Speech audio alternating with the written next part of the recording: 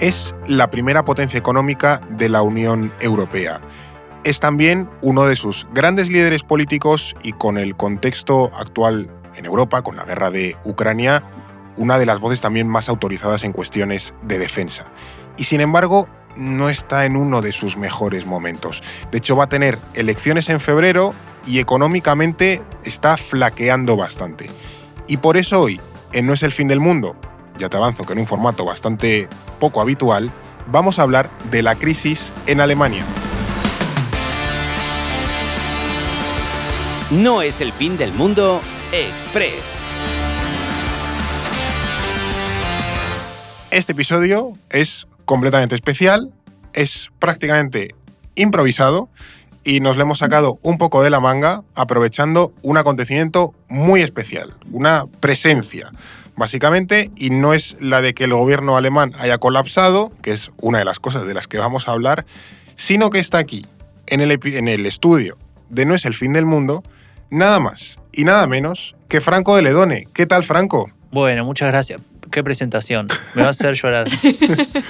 Cuéntanos un poco que has aparecido por Madrid y te hemos atracado para esto. Sí, estoy encerrado acá hace 2 días. Me recogían del aeropuerto y me pusieron acá. Enganchado a una pata de la mesa con unas esposas y así ya no puedes en serio, subir. muy contento de conocer la redacción, el estudio, las caras reales, las alturas reales de la gente, claro, ¿no?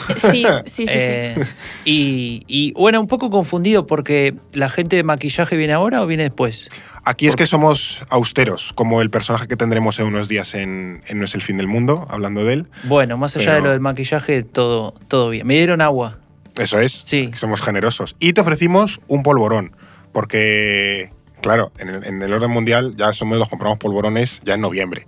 Entonces, pero claro, no era... Se adelantan. Sí, con la agenda internacional. Muy bien. Pero no era pertinente hacer un podcast habiendo comido polvorones porque puede salir mal. Pero bueno, básicamente explico un poco esto. Este episodio no es nada en sí mismo, no tiene formato ni nada, pero dijimos, jolín, como Franco viene a Madrid, va a estar con nosotros y aprovechar para grabar el episodio que saldrá en unos días, no hago spoilers de momento, pues vamos a hablar con él de qué está pasando en Alemania, porque tú eres alemán, que te lo preguntábamos antes, eres además de argentino, alemán ya. Sí, desde el año 2021 tengo la doble nacionalidad, que me lo permite el Estado alemán ahí porque en realidad yo debería renunciar a mi ciudadanía argentina para tener la alemana. Pero la ciudadanía argentina es irrenunciable. Si naciste argentino, te no quedas puedes argentino. renunciar, claro. Hablo en serio, no es un chiste. pero que me parece súper curioso. Porque bueno, naciste argentino, te quedas argentino, da igual que escribas en un papel, lo firmes y entonces bueno, así funciona. Pues nada. Y como también hablábamos, quizás para algunos partidos en Alemania no serías alemán, pero bueno, tú ya lo eres de pleno derecho. Y también nos acompaña Alba Leiva. ¿Qué tal, Alba? Pues aquí muy contenta de tener a Franco en el estudio. Me hace mucha ilusión por fin desvirtualizar después de tantos episodios de La Mente de, así que muy contenta, la verdad. Pues sí, es lo que decíamos, que hemos hecho este formato un poco especial para aprovechar la visita de Franco y que nos cuente un poco qué está pasando en Alemania, porque efectivamente está pasando muchas cosas. Ha explotado el gobierno, económicamente va fatal. Bueno, no sé si fatal, ahora nos cuentas. ¿Por qué es importante, es la primera pregunta que te lanzo, por qué es importante lo que va a pasar en Alemania a partir de ahora? Ya tenemos fecha de elecciones, por cierto, ¿no? Tenemos fecha de elecciones, el 23 de febrero, una fecha muy particular para España, ¿no? No tiene que ver con eso, pero... a ver, te diría, recién dijiste explotó el gobierno, yo diría implosionó. Claro, también. Colapsó hacia adentro. Porque colapsó hacia adentro, sí, realmente. Así, muy brevemente, Alemania tiene un gobierno desde el año 2021, un tripartito entre socialdemócratas, liberales y verdes. Era el gobierno que venía a revolucionarlo todo, a sacarnos del stand-by en el que nos había teóricamente dejado Merkel, ¿no? Merkel la llamaban la canciller de las crisis, como aquel podcast que hice en algún momento, pero también la era Merkel, muy recomendable. Yo reconozco que me lo escuché para preparar aquellas elecciones en Alemania. Qué grande. Y era un momento, también se la criticaba por no haber llevado adelante reformas necesarias, cambios necesarios, como que el país estaba medio... ahí en punto muerto, ¿no? En algún punto. Y tenía la energía barata de Rusia, esa posición predominante central en Europa y demás. Entonces, claro, funcionaba en algún punto, ¿no? Pero lo que venía a hacer este nuevo gobierno, insisto, era, bueno, ahora sí, vamos a poner primera, vamos a arrancar, vamos a hacer las reformas que hacen falta, digitalización, etcétera, cambio climático y bla, bla, bla. Y entonces la promesa y las expectativas eran muy grandes. Y lo que pasó que en pocos meses... Las ha cumplido. En muy pocos meses empezaron los problemas, Vale, ¿no? pues. Después lo vamos a ir comentando en concreto, pero había diferencias importantes ideológicas, de políticas públicas, de definición de agenda, que hicieron, junto con los típicos y obvios egoísmos y discusiones políticas que tiene cualquier partido y digamos, cualquier personaje de estos que tiene un ego no menor, que estemos en Alemania desde hace bastante tiempo en una especie de discusión constante, ¿no? Y además las cosas que tal vez se hacen bien, las resoluciones que uno podría vender como éxitos, tampoco eran comunicadas de la mejor manera, ¿no? Entonces se generó una situación bastante complicada, agravada por la invasión a Ucrania, ¿no? Por diversas cuestiones económicas que mencionabas hace un rato y demás, y generó esta sensación de que el gobierno no estaba funcionando. Y lo clave, y con esto cierro el resumen inicial, es que hubo una entrevista a uno de los jefes del Partido Verde, no recuerdo ahora el nombre, pero no estaba en el gobierno, era solamente jefe del partido, y en una entrevista se le escapa y dice, porque esto al fin y al cabo es un gobierno de transición. Uy. Y este Entonces plot twist. el periodista le dice, ¿cómo? No, Disculpe. bueno, no, lo que yo quería decir es, claramente se le había escapado, no lo quería decir, no era su intención, se le fue. Bueno, problema de él, ¿no? Es exactamente. Y claro, él decía, bueno, tuvimos una larga época de Merkel, 16 años, y no quería decir transición, lo que quería decir es este paso a un nuevo... Bueno, no, ya la Lo típico que intentas arreglar lo que ya has hecho, el roto que has hecho y ya no sales de ahí, ¿no? Pero es súper interesante porque al final Merkel estuvo 16 años en el poder y hay tres lustros la señora y me acuerdo en ese momento, 2021, del fin de la era Merkel, que parecía, ¿y ahora hacia dónde va Alemania? Claro. Merkel ha sido una constante durante tanto tiempo, a veces para mejor, otras para peor, a nivel de percepción desde otros países, y ahora ¿hacia dónde va Alemania? De repente se conforma esta coalición, que es lo que dices tú, forma como algo nuevo, promete una Alemania que va a caminar, va a heredar todas las cosas buenas de Merkel y va a caminar hacia un futuro prometedor, ¿no? Siguiendo pues esa estela de ser potencia europea, primera economía, y nos hemos encontrado con un escenario completamente distinto de que vemos a Alemania, igual colapsar es una palabra muy, muy exagerada, ¿no? Porque no creo que tampoco haya que hablar en esos términos, pero sí en un momento muy, muy conflictivo y bueno, pues sigue siendo primera economía europea y sigue siendo una potencia europea, entonces hay que prestar atención a lo que pasa en ese país. Tal cual. Es importante, os habéis españolizado un poco en el sentido de que gobierno de coalición, que os estáis pegando todo el día y dejáis lo importante y lo estructural de lado, ¿no? Qué cosas, impensable con Merkel. Pero aquí también, bueno, hemos explicado que el gobierno alemán ha implosionado, pero no hemos contado tanto por qué, exactamente cuáles han sido las diferencias que han llevado a hacer completamente inviable ese gobierno tripartito alemán, esa coalición semáforo, ¿no?, que llamaban. A ver, desde el punto de vista ideológico, podemos decir que el Partido Liberal está bastante lejos de los otros dos. Quien gobernaba, también para quien no esté muy puesto en política alemana, gobernaban como tal los socialdemócratas, apoyados dentro del gobierno por liberales que estaban en economía sobre todo, ¿no? Y verdes que eran exteriores. Los liberales tenían finanzas, transporte y educación. Los verdes tenían porque lo echaron, ahora vamos a ir. Sí. Los verdes tienen política exterior, Ministerio de Economía, que sería como el Ministerio de Planificación, digamos. Sí. Y, de Medio Ambiente, obviamente, Clima y algún que otro más que se me pasa. Y la socialdemocracia, los más importantes, ¿no? Claro. Además de la Cancillería, obviamente, con Olaf Scholz, tenía Ministerio del Interior, Ministerio de Trabajo y demás, sí, ¿no? Los centrales. Claro. Y ahí lo que pasó es que, a ver, hemos tenido, te decía, estas peleas, estas discusiones desde el punto de vista ideológico. Al Partido Liberal se lo había calificado como este va a ser el partido que va a moderar a los de izquierda, que serían los verdes y los socialdemócratas, y lo que pasó es que ese rol del policía que ponía freno se termina transformando en una discusión constante entre ellos que tiene como repercusión todas las elecciones regionales que hay en Alemania, donde al Partido Liberal le va a caer cada vez peor. Y también a los otros de coalición, pero especialmente al liberal. Y en las encuestas el Partido Liberal termina cayendo por abajo del 5%. Vos para que es el umbral mínimo que hay en Alemania, ¿no? Entonces ya ahí, señal de alarma, sonaba ahí roja por todos lados. Claro, pasa a ser, si no me equivoco, cuarta fuerza en las elecciones de 2021, a estar al riesgo de la desaparición, que también es muy sintomático de esa lógica de los partidos liberales o de esas alternativas, ¿no? Es súper interesante. Totalmente. Entonces, claro, tenían dos problemas los liberales. Por un lado, la idea de que no estaban respondiendo a ese eslogan de campaña que es vamos a modernizar y vamos a digitalizar, porque habían tomado un rol medio conservador de no tocar nada, de no cambiar nada, de no modificar nada.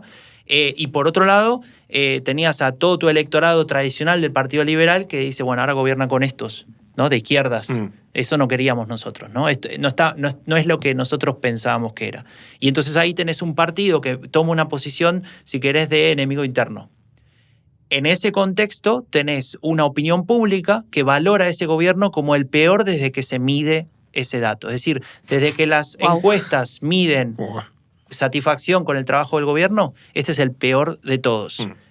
Con amplia diferencia. Entonces, claro, bastante irremontable. Y a eso le sumas conflictos puntuales. Por ejemplo, no sé si se acuerdan, en enero del año pasado, tractores en la calle, en la autopista, en Alemania. ¿Llegó acá la noticia o no? Creo que aquí no. O sea, no son las mismas protestas del campo que hubo en media Europa, aquí en España desde luego hubo, no sé si son las mismas de Alemania, pero vamos. A ver, lo que pasó en Alemania fue que se decidieron algunos cambios de eliminar algunas ayudas, algunas subvenciones a los precios del gasoil, especialmente para tractores y demás. Es un poco como los chalecos amarillos en Francia, ¿no? Que fue de años anteriores. Un poco parecido en algún punto y salieron a cortar calles y demás. Obviamente eso lo usó la oposición y se hizo un poco más grande, pero teníamos una situación de la gente no quiere esto, ¿no? Sumado a las discusiones. Y hay un elemento clave que es muy, muy, muy alemán, pero, o sea, de la política alemana, pero creo que hay que contarlo porque ahí se explica el inicio de la decepción con el Partido Verde, y es que el Partido Verde, en el medio de la invasión a Ucrania, inflación,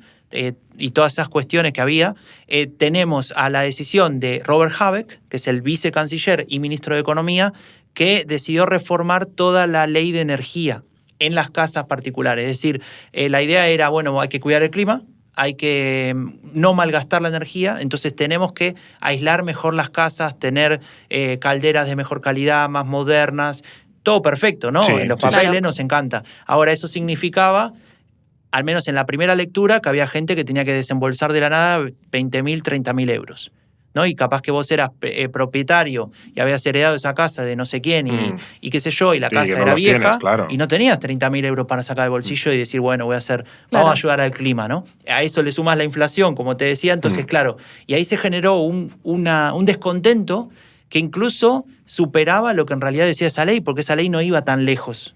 Cuando uno lo mira concretamente había excepciones, bueno, se podía... No era que de pronto estaban todos obligados a gastar eso. Esa idea ya había quedado ahí un poco asentada de van a sacarte 1.000 euros. Es un poco el fallo del contexto alrededor que no ayuda a ese tipo de políticas, y también entiendo que fallos comunicativos, ¿no? O que tú presentas una política que a la mínima puede resultar muy fácilmente polemizable, entonces se polemiza y ya parece que estás exigiendo eso a todo el mundo, que esté desembolsando pues unas cantidades exorbitadas, y igual no es tanto, pero ahí pues falla tu planificación como gobierno, ¿no? Tampoco, igual tú puedes tener políticas muy, muy atractivas o muy necesarias, pero cómo las implementas y cómo las comunicas también es importante. Y parece que en eso el gobierno alemán se ha dado bastante, se ha chocado bastante, ¿no? con esa realidad. Total, y a esos problemas agregarle también que perdieron un poco el norte, por ejemplo, con las elecciones muy recientes de septiembre pasado, que la ultraderecha... Regionales, perdón, sí. Que la ultraderecha obtiene muy buenos resultados, hasta llega a ganar la primera vez desde la Segunda Guerra Mundial que un partido así gana, termina el primer puesto. Se generó todo un debate de qué hacemos con la migración, ¿no? Entonces, de pronto, la típica discusión de adoptamos la agenda de la derecha radical. Pero ¿para qué les sirve a un partido? De hecho, salió Scholz anunciando medidas con un discurso que se le criticó mucho por esa razón, de decir, oye, habéis abandonado una posición socialdemócrata para ellos claramente a un discurso que podría ser de derechas o de casi ultraderecha. A ver, muy cercano a lo que plantea la derecha radical, Claro, ¿no? Entonces claro. ahí se genera una especie de debate en torno a un solo tema que beneficiaba claramente a los partidos de oposición. Sí. ¿no? Claro. Entonces ahí tenés otro elemento. Y un elemento más, si querés, antes de ir al momento puntual, es la personalidad o el liderazgo de Olaf Scholz, ¿no? Una persona que gana la elección por ser el que más se parecía a Merkel, Sí. le gana en los últimos días a la CDU, ¿no? Lo supera y gana por 2 o 3 puntos. Y claro, encajaba con su imagen. Olaf Scholz es el viejo alcalde de Hamburgo, fue ministro varias veces y fue el ministro de Finanzas del último gabinete de Merkel y tenía ahí una personalidad también muy de cuidarse, ¿no? Muy tranquilo, nada de decir exagerado, además su forma de ser y demás muy tranquilo y alguien que sabe de ordenar, de administrar. Como muy tecnócrata, Muy ¿no? muy alemán. O sea, alemán tecnócrata, que tengo experiencia en el gobierno. Total. Sí, era un poco su perfil. Si querés, otro nombre que le podemos poner, un burócrata del partido. De hecho, siempre ha estado ahí, ¿no? Y entonces, claro, esa imagen, en una situación donde necesitas liderazgo, hay crisis afuera, hay crisis adentro, Claro. hay crisis en el gobierno. No puedes tener un pan sin sal al frente de una crisis, ¿no? Claro. Y a Merkel le funcionaba muy bien, porque Merkel, que esa es la estrategia que toma Scholz en la campaña, Merkel nunca decía nada. Todo era tan ambiguo y tan amplio que vos podías interpretar muchas veces Eran lo que vos querías. haikus. Total, ¿no? Entonces, claro, eso te funciona en un periodo de paz, estabilidad, tranquilidad, hasta cierto punto. Obviamente, Merkel pasó la crisis del euro. Sí, No, también pero la no es crisis del menor. COVID y tal. Supo ser contundente cuando tenía que, Claro. siendo como muy de la figura del consenso, etcétera. Merkel también tenía, desde mi punto de vista, una personalidad o una forma de hacer las cosas bastante, pues como eso, contundente, ¿no? Que se lo digan a los griegos. Eso mismo, siendo mamá Merkel, como Claro. esa señora que cohesiona Alemania y mantiene un país de forma inestable, pues eso, con un discurso más amable, luego de repente llega la crisis del euro y es capaz de decir, no, esta es nuestra posición y de aquí no me bajo. Y compaginar ser blando con ser duro de una forma tan precisa no lo pueden hacer muchos, ¿no? Ese puñetazo en la mesa Claro. de Merkel lo tuvimos por primera vez después de 3 años de gobierno de parte de Olaf Scholz, el canciller, hace una semana. Claro. Que fue cuando dijo, basta, no te soporto más, y eso está en las transcripciones de las charlas, viste que ahí siempre hay topos, ¿no? Entonces Claro. las charlas ahí informales de la Todo el mundo coalición. grabando. Y él le dice a Christian Lindner, que es era el liberal, jefe del sí. Partido Liberal y ministro de Finanzas, por eso decía antes era, le dijo, bueno, vamos a hacer tal cosa, ¿no? Era un plan de medio emergencia para tratar de reordenar la economía, toda la cuestión de el cierre de empresas o de posible cierre de empresas Volkswagen, Sí. etcétera, ¿va? Entonces lo que dijo es, este es el plan. Christian Lindner le presentó un contraplan con, a ver, no lo voy ahora a pormenorizar, pero imagínate máximas imposibles de aceptar, ¿no? De por ejemplo, no sé, modificar determinados impuestos para bajarlos, cosas que un socialdemócrata nunca aceptaría. Sí, era así, ¿Viste inviable. cuando decís, ¿cuánto me cobras? 2 millones de euros. Bueno, es que quiero que me digas que no, ¿no? Un poco ahí. Y lo que pasó fue que le dijo, bueno, no sos más el ministro. ¿Cómo? Estás despedido, no quiero... No, pero mejor vamos a hacer un gobierno de transición, ahora sí en serio, Claro. para hasta las nuevas elecciones, todo va a dar seguridad, no vamos a agitar los mercados. Y Scholz le dijo, no, mañana mismo le pido, el proceso oficial es pedirle al Bundespräsident que lo destituya, despida. ¿no? Sí. Claro. De hecho, hay una ceremonia muy rara que le dan, ¿viste? Cuando te nombran Le ministro, dan el finiquito. Bueno, le dan el... Sí, Se lo quitan el se lo dan maletín, ¿no? así, todo ¿En filmado, serio? ¿no? ¿En serio? Estaba Olaf Scholz parado ahí a la izquierda, en el medio el Bundespräsident con la carpetita donde decía, gracias por los servicios prestados, hasta nunca, y él recibiéndolo, muchas gracias, y se va.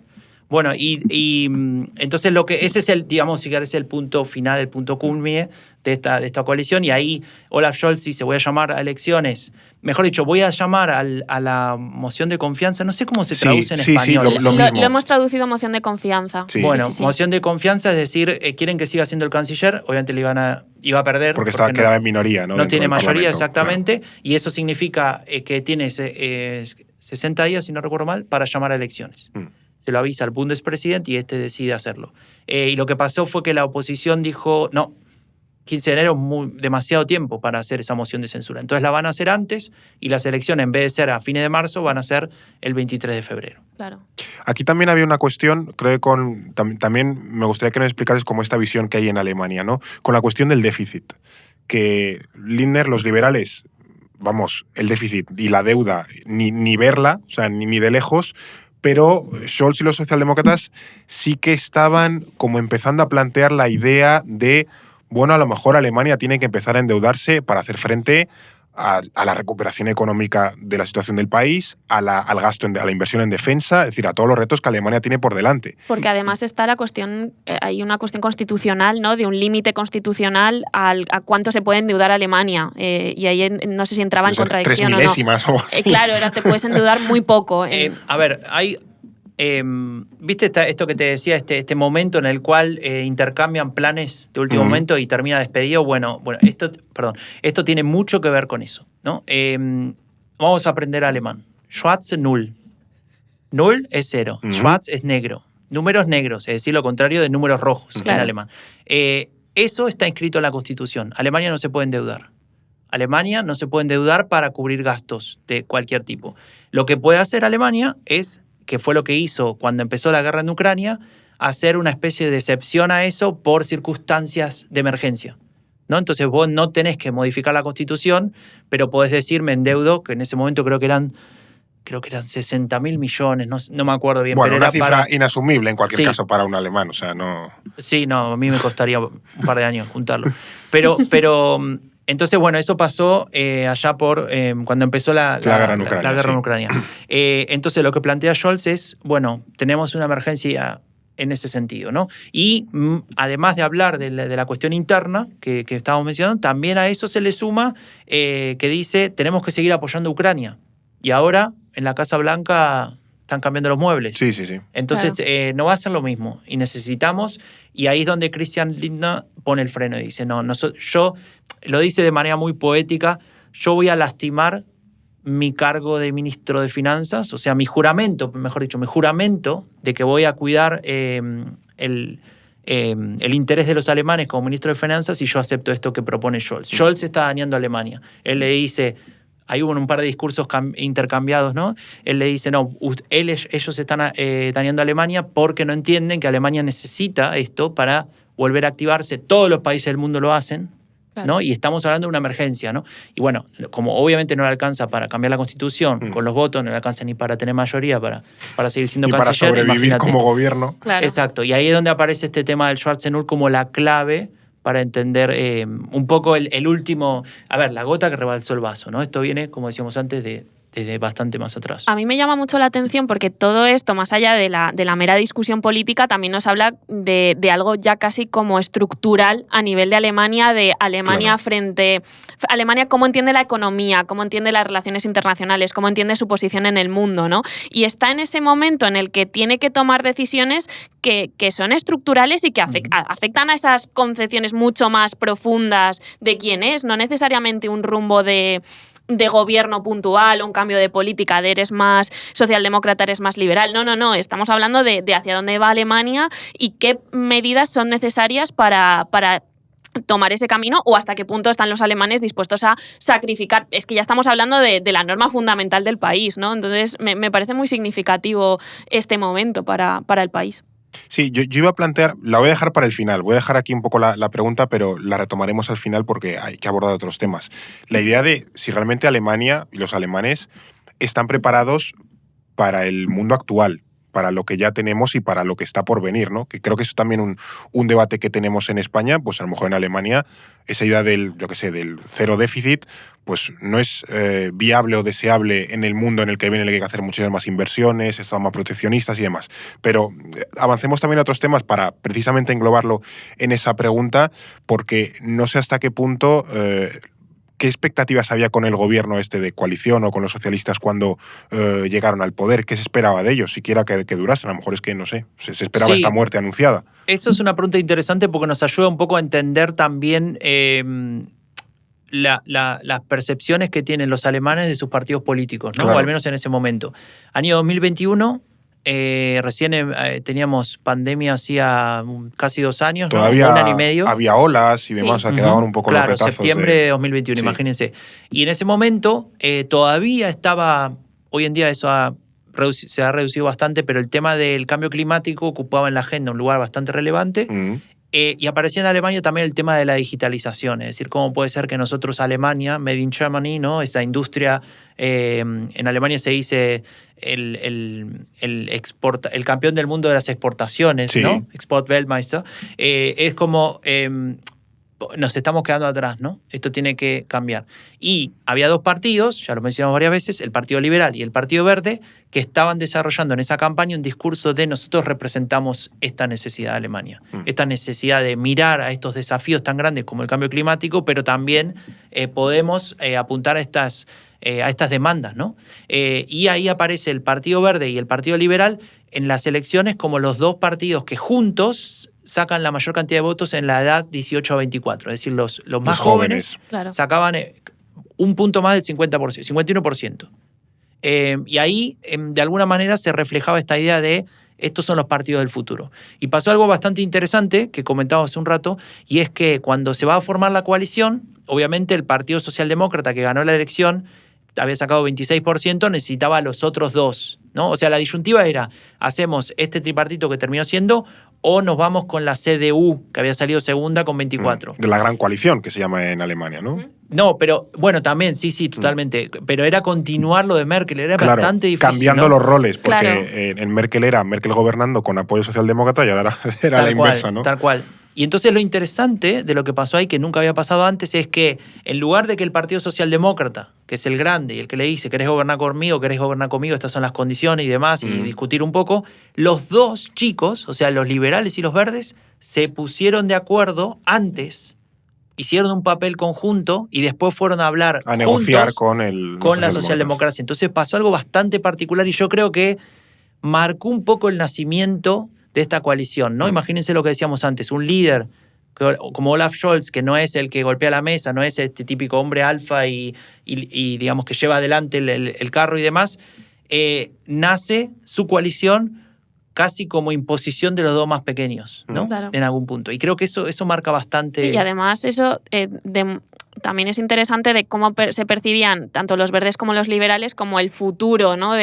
Vale, es que sigue siendo esa idea del gobierno de transición. Ahora nosotros marcamos agenda y estamos en el gobierno y demostramos que sabemos hacer y luego en las siguientes elecciones recogemos todos esos logros y luchamos por crecer y tener una posición mucho más fuerte y más peso en el gobierno, ¿no? Estar al frente incluso. Y Total. en el fondo la realidad les ha dicho que no mi ciela, ¿no? Que aquí los que no están justo todo lo contrario, se han dado de bruces con la realidad, con crisis energética, con guerra de Ucrania, con tener que tomar decisiones que contradicen incluso sus propios posicionamientos o que les hacen plantearse qué posición tienen, ¿no? Es muy significativo como los verdes y la guerra de Ucrania con una ministra verde al frente de política exterior. De repente se da una situación que yo creo que no esperaban.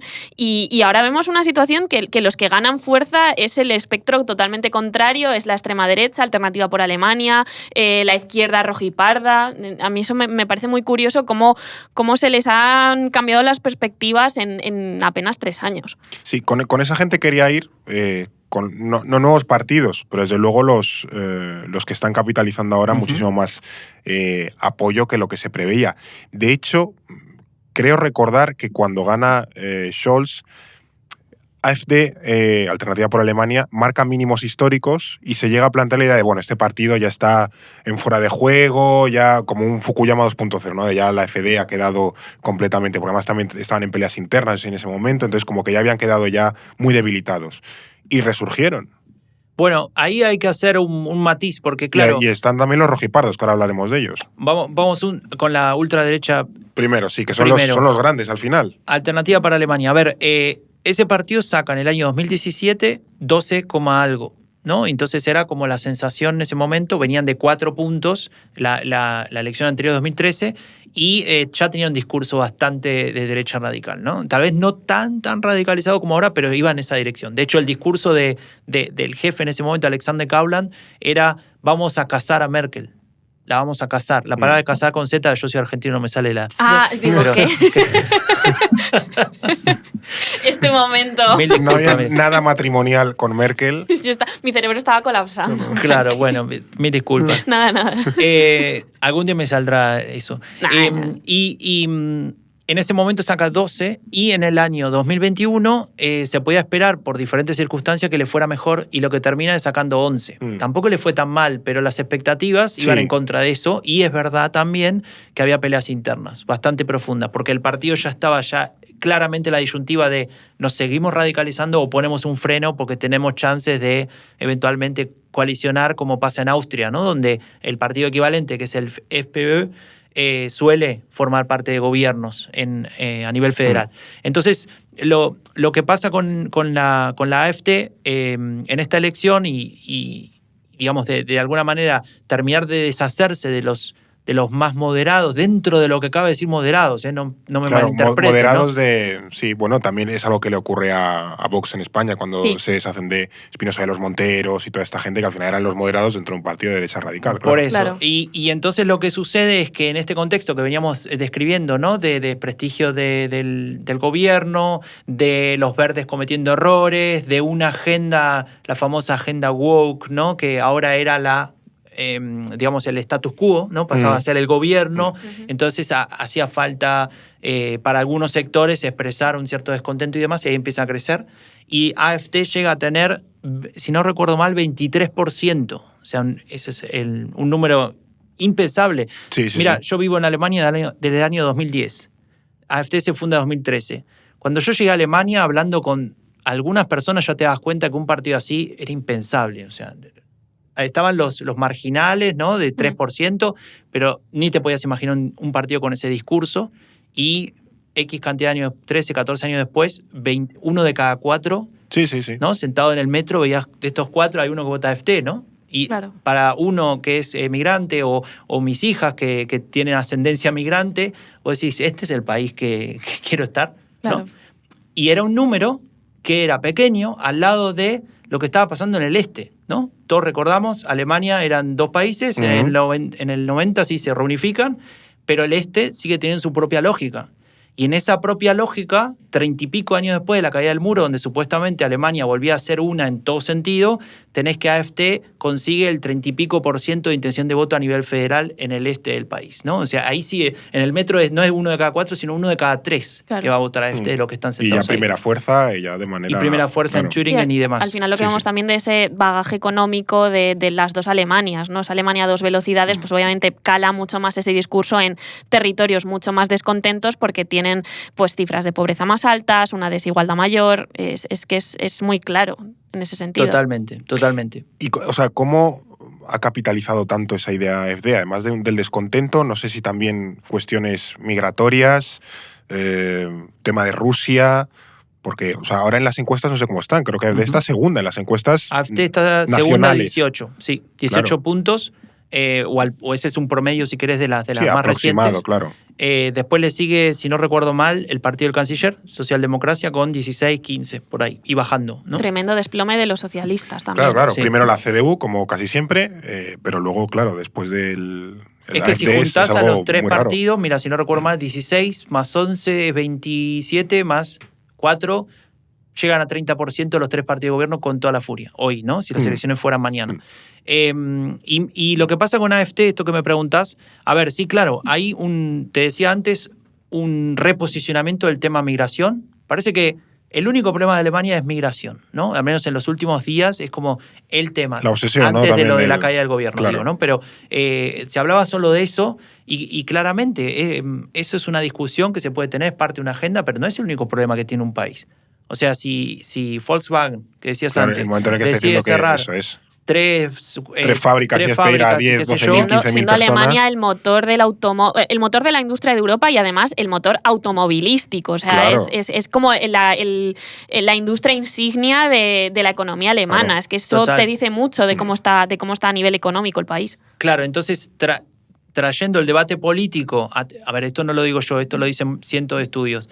Cualquier debate político que lleva a la discusión a los temas de la derecha radical termina beneficiando a esa derecha radical te guste o no te guste y digas lo que digas porque la gente va a votar al original, ¿no? Se trata de activar frames y en ese sentido salen ganando. Y a eso le podemos, y tal vez la otra parte de la pregunta nos habilita para hablar de esta nueva izquierda, pero es la cuestión de Rusia. Porque tanto AfD como la izquierda conservadora, explota la cabeza, ¿no? Son los dos partidos que hablan de un posicionamiento más, indirectamente un posicionamiento más pro-Putin. Es decir, la guerra de Ucrania se tiene que terminar, buscamos la paz, no tiene que morir más gente, y de la guerra de Ucrania los únicos perjudicados fuimos los alemanes porque terminamos pagando más caro la energía.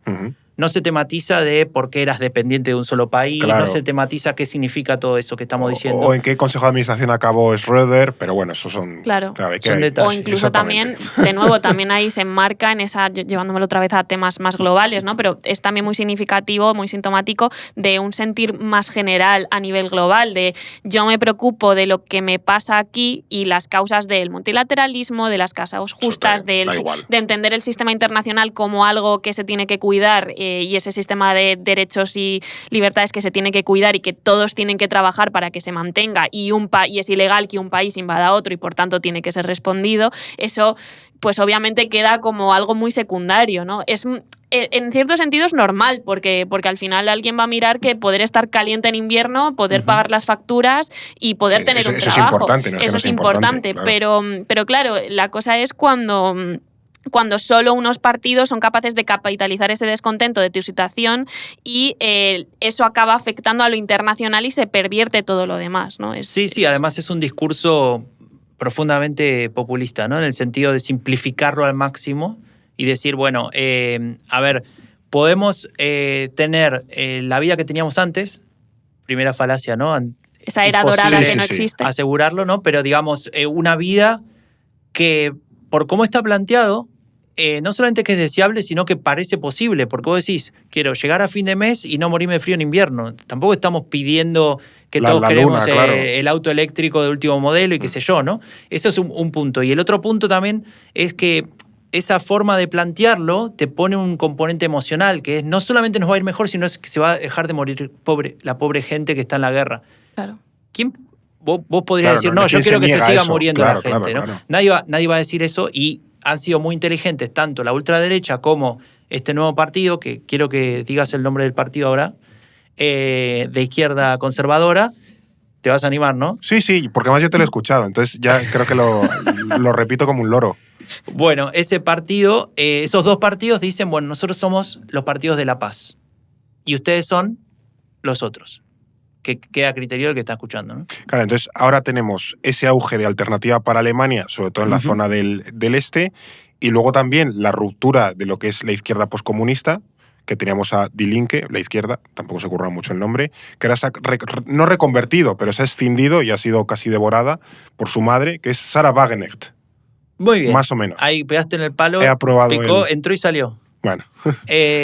A ver, ¿Qué ha pasado aquí? O sea, porque es algo, ya digo, un poco extraño, pero bueno, también un cambio importante en Alemania porque es un partido que está yendo bien en las encuestas y en los resultados incluso. A ver, yo digo, a quienes les interese este tema, hay un artículo en el Orden Mundial sobre Sarah Wagenknecht. Mira. Muy bien. ¿Quién lo habrá escrito? No sabemos. No te suena. Pero lo buscan y ahí está todo. Pero resumiendo. A ver, Die Linke, izquierda postcomunista, como vos bien marcabas, tiene, como toda izquierda que se preside tal, conflictos internos importantes. Claro, y que además también es el continuador del antiguo partido de la República de Alemania Oriental, básicamente, la República Democrática Alemana. Si no me equivoco, les solía ir bien en la Alemania del Este, ¿no? Por esa tradición de también ahí vemos esas diferencias, de bueno, es que estos son los que gobernaban antes. Entonces. A ver, cuando se pregunta después de cada elección en Alemania, que eso es algo que me encanta, después de cada elección regional, la que sea, hay una cantidad de información impresionante de acceso libre, ¿no? Entonces hay una pregunta que siempre se hace en el Este y es ¿quién defiende los intereses del Este? Entre otras, ¿no? Y siempre aparecía Die Linke primero, ¿no? Que coincidía con esa idea y también lo que hacía era construir una suerte de identidad política cultural en el Este. Bueno, ese primer lugar fue reemplazado por la ultraderecha. AfD. para empezar. Y después viene, y este es el partido nuevo, el de Sarah Wagenknecht, que es un partido que se forma en torno a la imagen de ella. Vamos a decirle Sara, porque si no con el apellido nos vamos a volver locos. No es por amistad, digo, ¿no? Cuando decimos el partido de Sara, es que se llama así. O sea, no es que estemos acortando el nombre, no, es que se llama así. Exactamente, se llama Bündnis Sarah Wagenknecht y es la primera vez que hay un partido que tiene el nombre de una persona. En otros países se puede encontrar, ¿no? Eso, sí. Pero acá en Alemania nunca había pasado y es un partido que, como decías vos, se escinde de Die Linke. En realidad no es algo sorpresivo, esa es una pelea interna que venía teniendo Die Linke con ella desde hace mucho tiempo, pero ahí había una especie de matrimonio de conveniencia porque ella es una figura mediática muy importante, la invitan todo el tiempo, ¿no? Vos ponés, hay una carrera de Fórmula 1 y está ella dando una entrevista. Hablando. Es impresionante, ¿no? Ahora, en serio, ella está siempre en los talk shows. ¿Por qué? Porque ella tiene siempre esta posición alejada del mainstream. Entonces, claro. cuando los periodistas o estos programas confunden la neutralidad o sopesar con invitar a dos que piensan diferente y traer a cualquier... Sin filtros ni nada, claro. Exacto.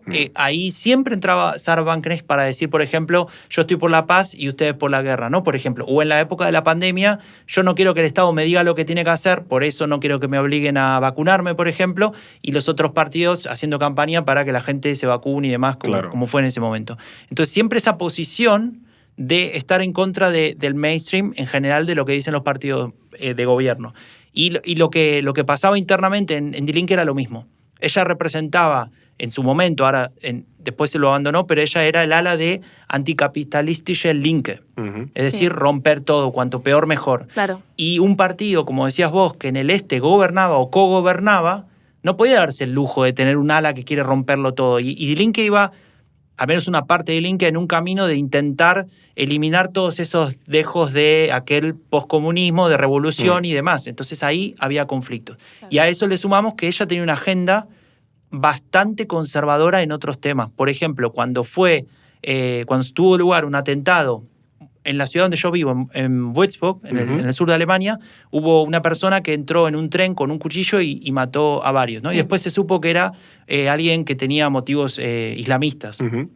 Y entonces ella salió a decir que ese atentado es culpa de Merkel por su política migratoria, que era lo mismo que decía la ultraderecha. Claro.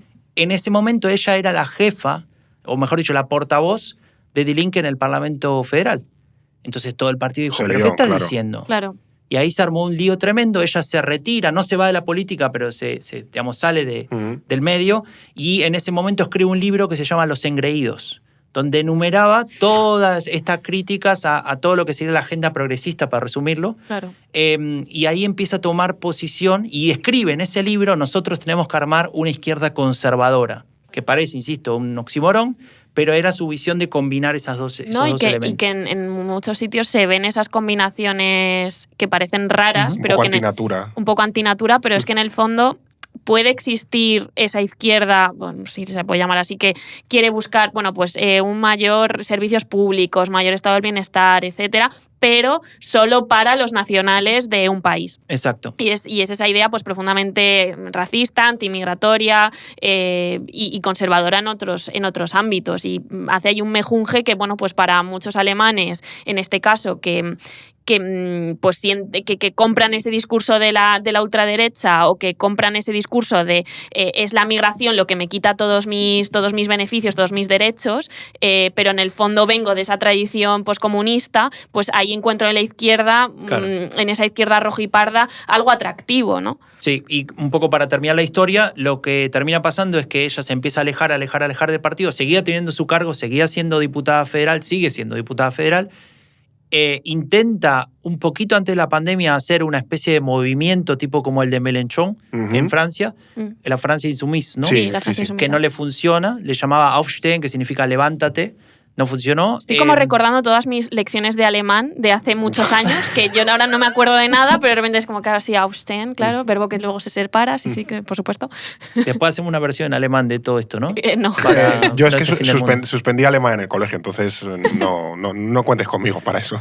Bueno, entonces, después de ese fracaso, ella decide armar su propio partido, que es el que nace apenas este año. Primero lo hace como una especie de fundación o asociación y después lo transforma en partido, y ahí es donde efectivamente se termina de abrir, ¿no? Y lo que sucede, que es un impacto, y Die Linke se quiere morir por eso, es que gran cantidad de los votos se mueven hacia allá. Y ella dice, y esto es lo más interesante, yo vengo acá porque voy a lograr que AfD desaparezca, porque esa gente descontenta en realidad no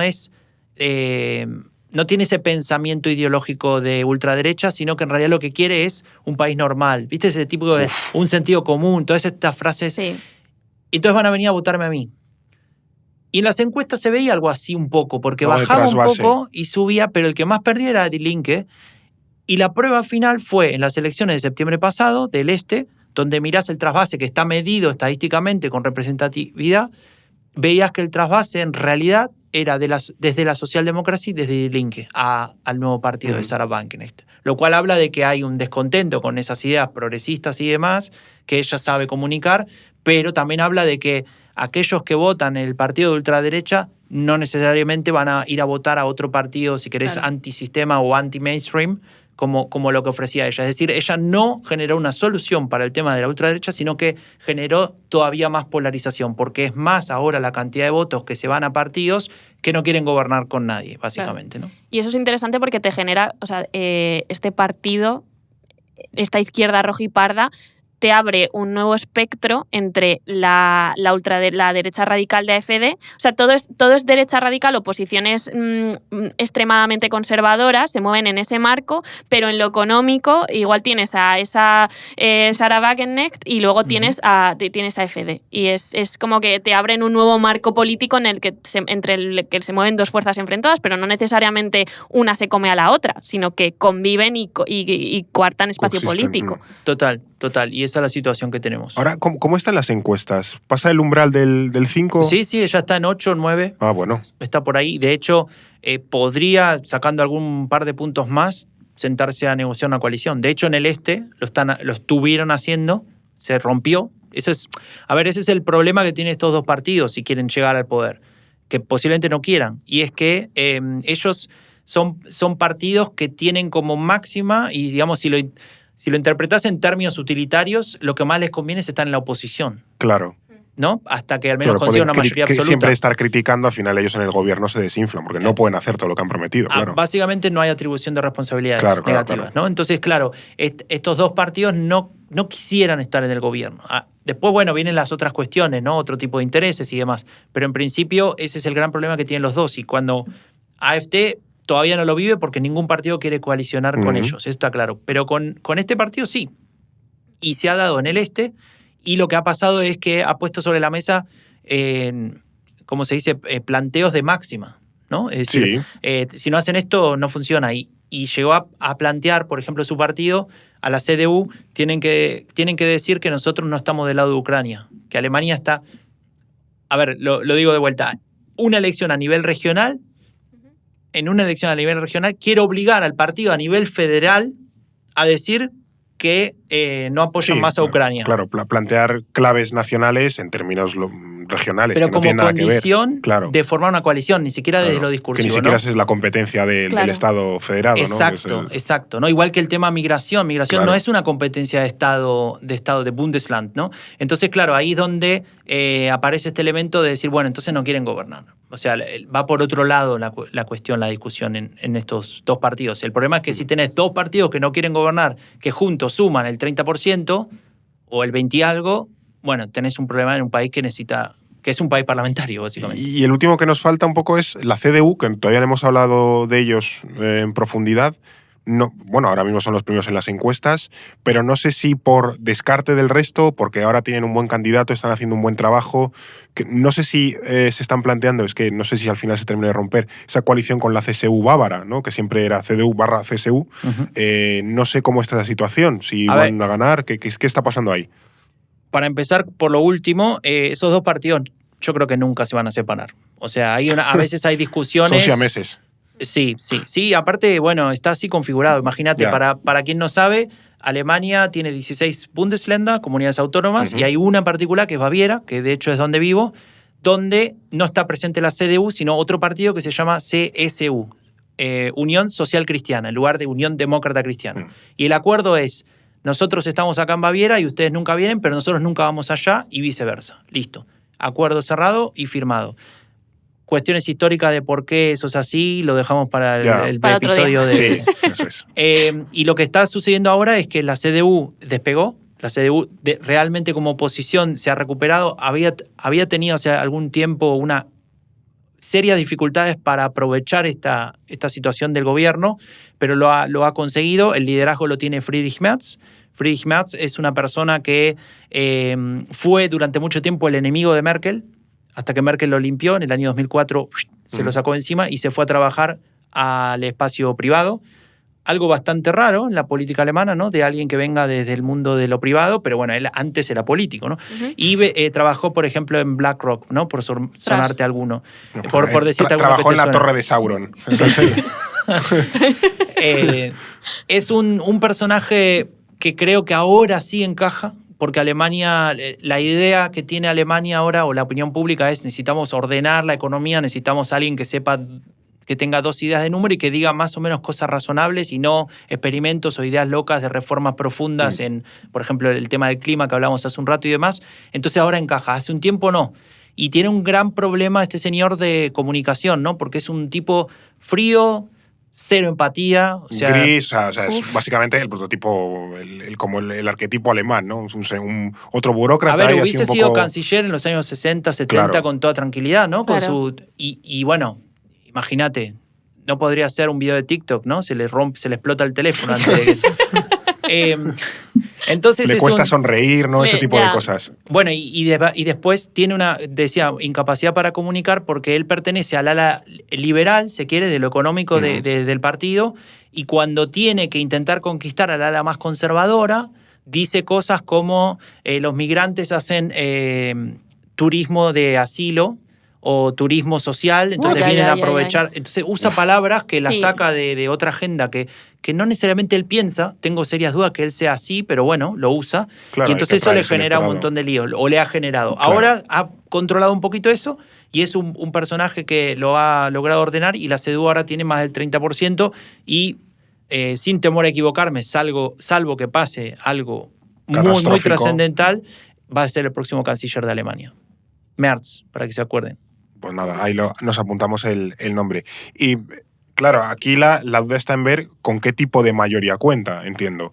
No sé, en la CDU ahora mismo, incluso en el resto de partidos, ¿no? La idea del cordón sanitario con AfD, qué papel juega, si realmente se va a respetar, si no, en quién se puede apoyar la CDU para formar gobierno. Ujú. Bueno, a ver, con la ultraderecha no va a haber coalición. Eso también te lo podría decir, salvo, no sé, no sé qué podría pasar para que eso suceda, pero no me lo puedo imaginar en ningún escenario, ¿no? Y ya lo han aclarado e incluso, como decíamos antes, yo creo que a AfD tampoco le interesaría, al menos no ahora. Claro. ¿No? Eso por un lado. Entonces, para descartar eso, que en términos de números le alcanzaría, no estaría sobre la mesa. O sea, en ese sentido se mantiene ese cordón sanitario a la extrema derecha en realidad por interés de las dos partes, ¿no? Casi. Diría que sí, al menos por ahora, ¿no? A nivel regional también. Es decir, es algo que todavía se mantiene. A nivel local empieza a haber ciertas fracturas. Claro. Pero bueno. Ahora, ¿cuáles son los escenarios posibles? Manteniendo esta idea o pactando entre nosotros que Friedrich Merz sería el canciller. Sí, o sea, la asumiendo CDU. eso, sí. Ujú. Entonces, una opción es volver a la gran coalición. Es decir, nos sentamos con los socialdemócratas, destruidos, demacrados, seguramente sin Olaf Scholz, a ver qué nos vienen a pedir, pero le vamos a dar lo mínimo indispensable porque están en el horno, ¿no? Como decimos en Argentina.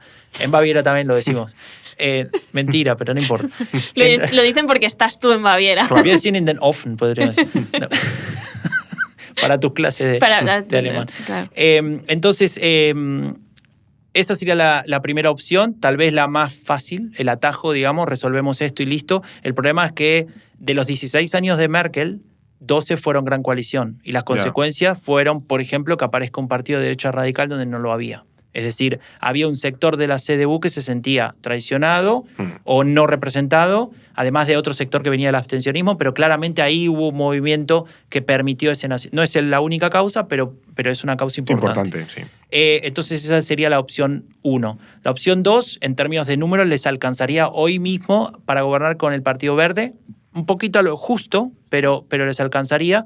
Y ahí tenemos un problema parecido, primero porque vienen de este gobierno, o sea, habría que pensar en cómo se trabajaría desde el punto de vista ideológico. Hay muchas diferencias. Por ejemplo, la CDU habla hay que volver a la energía atómica y al Verde es como que le digas... No.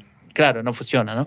Eso por un lado. Y por otro lado, ha habido una comunicación política muy fuerte contra los verdes. O sea, los verdes son el enemigo número 1 de Alemania porque todas sus medidas y todas sus ideas han perjudicado a Alemania de una u otra manera. Esto es una construcción comunicacional, ¿no? Que no es que los verdes sean unos rojos peligrosos, al final es un partido como socioliberal, ecologista. Sí, en el fondo su prioridad es más esa agenda verde, ¿no? Sí, Por sí. eso... Aquí es que en España no estamos acostumbrados a ese tipo de partidos, pero porque no existen, o es una cosa que suele estar inserta en coaliciones... Claro, es una cosa del Báltico. De partidos mucho más amplios, pero sí, los verdes en Alemania no lo tenemos que entender como necesariamente un partido que no se pueda sentar con la CDU a pactar medidas en otro sentido, siempre y cuando prioricen esa agenda verde. Pero si dices tú que encima ha habido toda una estrategia comunicativa de varios años, de toda la culpa la tienen los verdes, pues ahora deshacerte de eso a la hora de para pactar se te complican las cosas, ¿no? Y no quiero victimizar a los verdes, ¿eh? Han hecho lo suyo para que eso funcione también, ¿no? Es decir,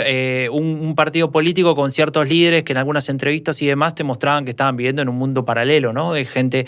A ver, la típica pregunta, yo no sé cómo eso no se los enseña a todos los políticos. Cuando vas a un programa y te preguntan ¿cuánto cuesta el litro de leche? Y no lo puedes responder. Ya. A ver, primero...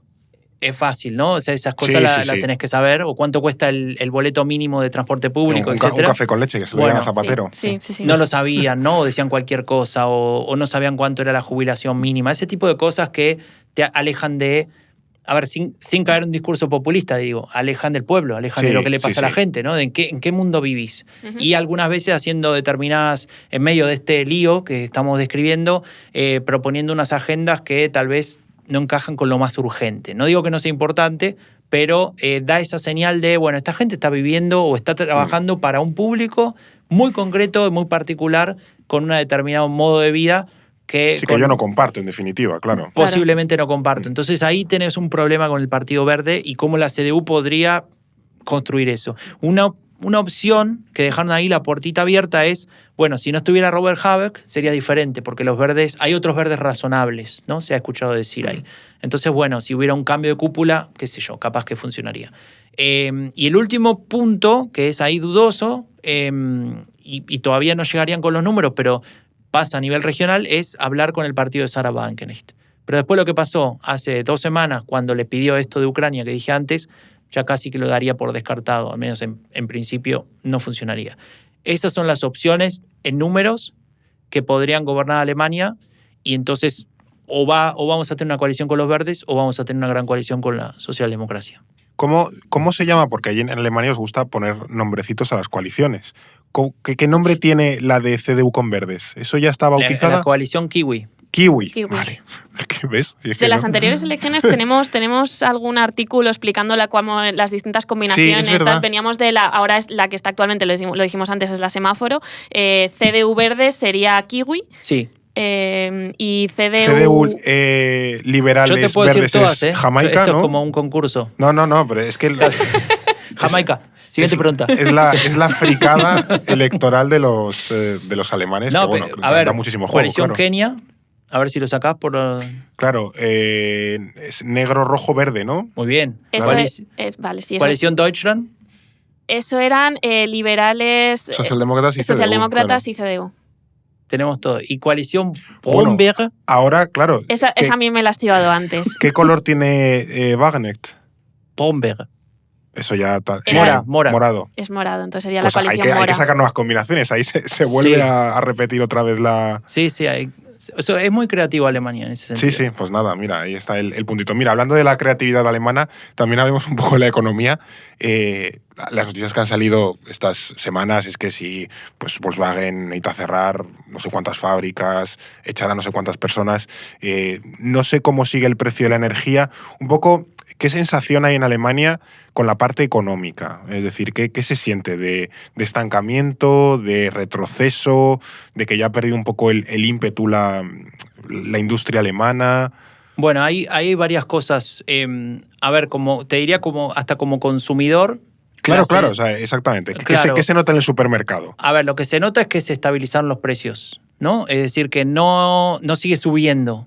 Esto no quiere decir que volvimos a los precios de antes de la guerra de Ucrania. O te diría de antes de la pandemia, ¿no?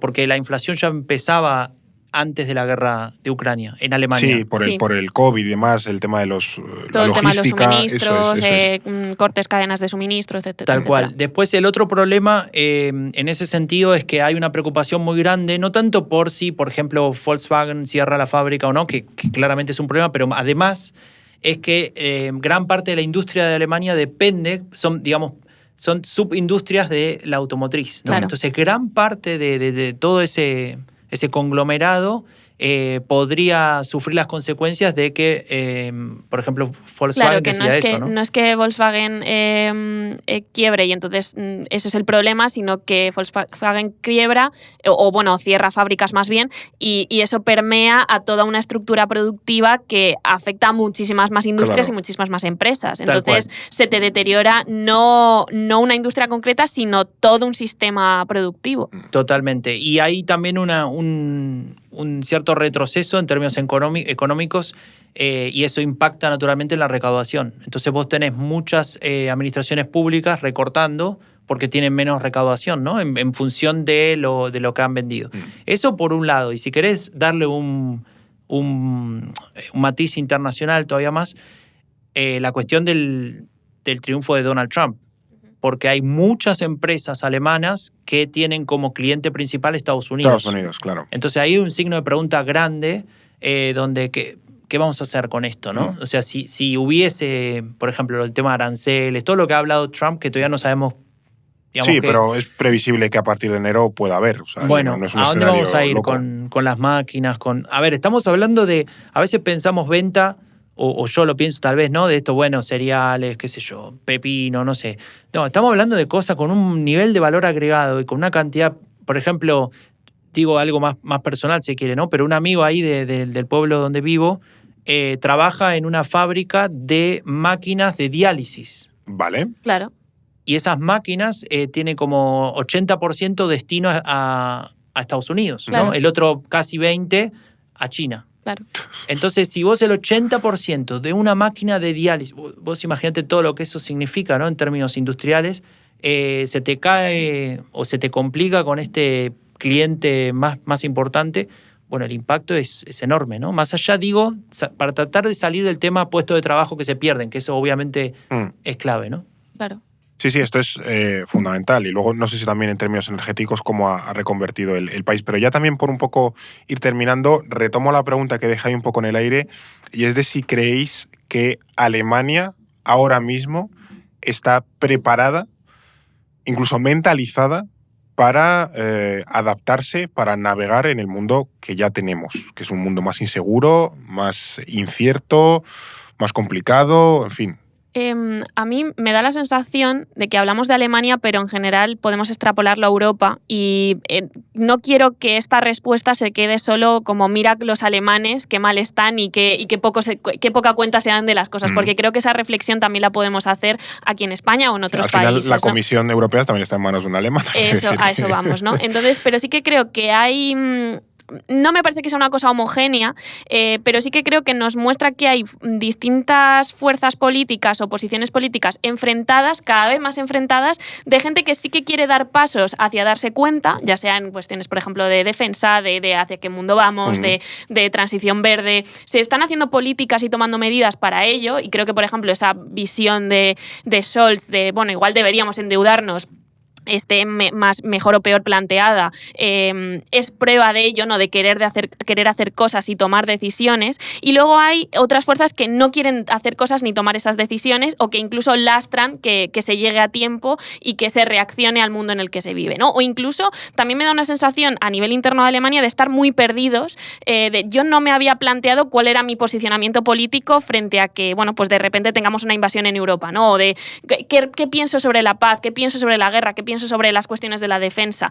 Y creo que Alemania se está dando cuenta, también por su propia tradición política pacifista, muy centrado en la economía, en el desarrollo, en establecer relaciones a través de lo económico. Creo que se está dando cuenta de que tiene que tomar esas decisiones y enfrentarse a eso. Y le está costando. Yo creo que le está costando.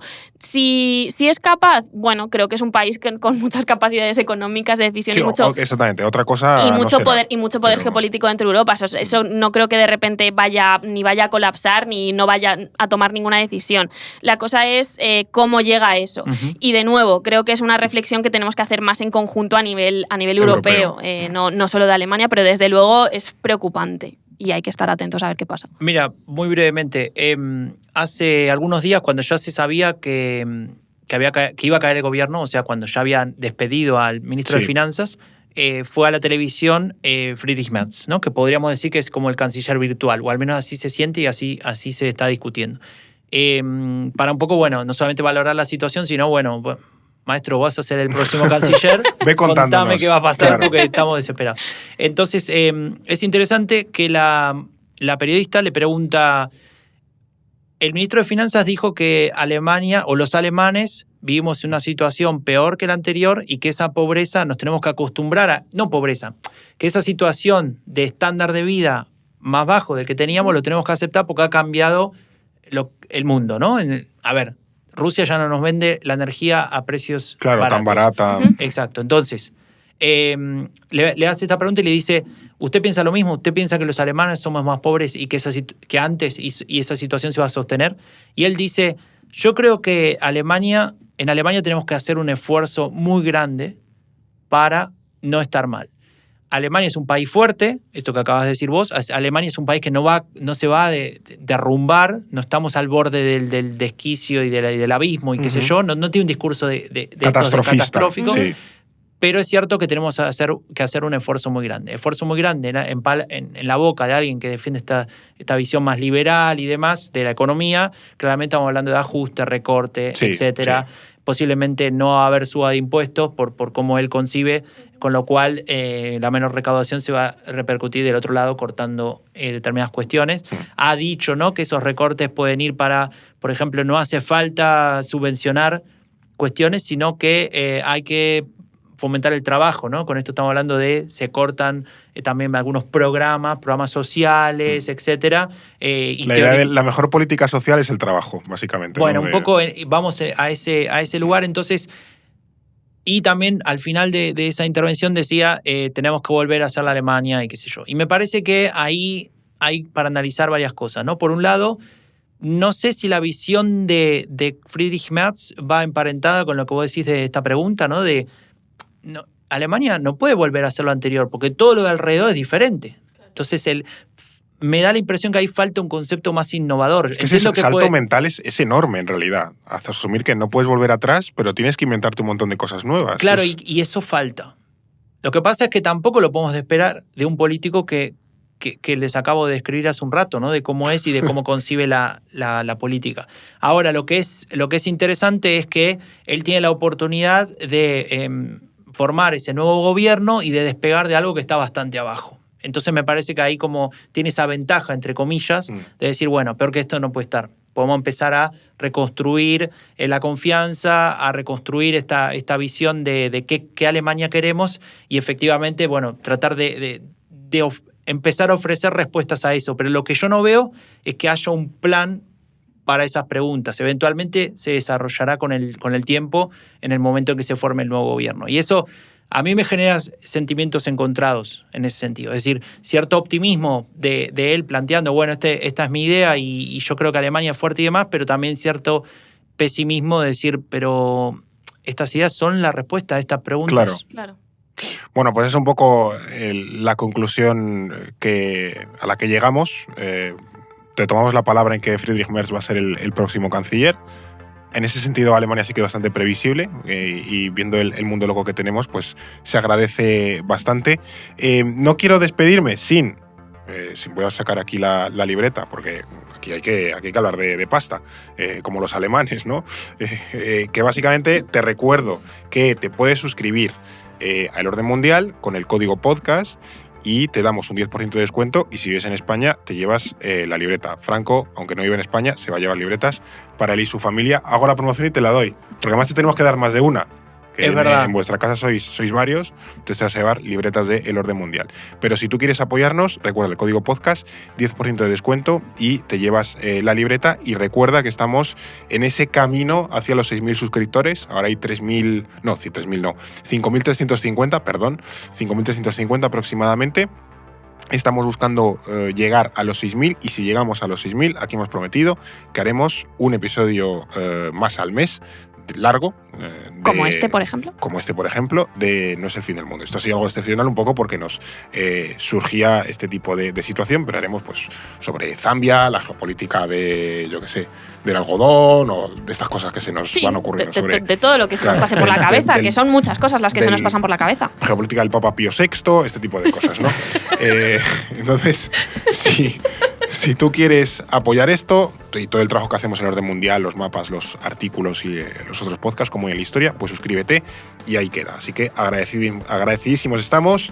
Ahora te daremos, Franco, un buen puñadito de libretas y creo que os he despedido ya. No nos has despedido todavía. Es que estoy como escasa en la cabeza.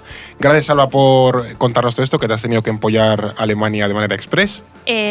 Gracias a vosotros y la verdad que ha sido muy interesante. Y también escuchad Epidemia Ultra, el podcast de Franco. Eso es.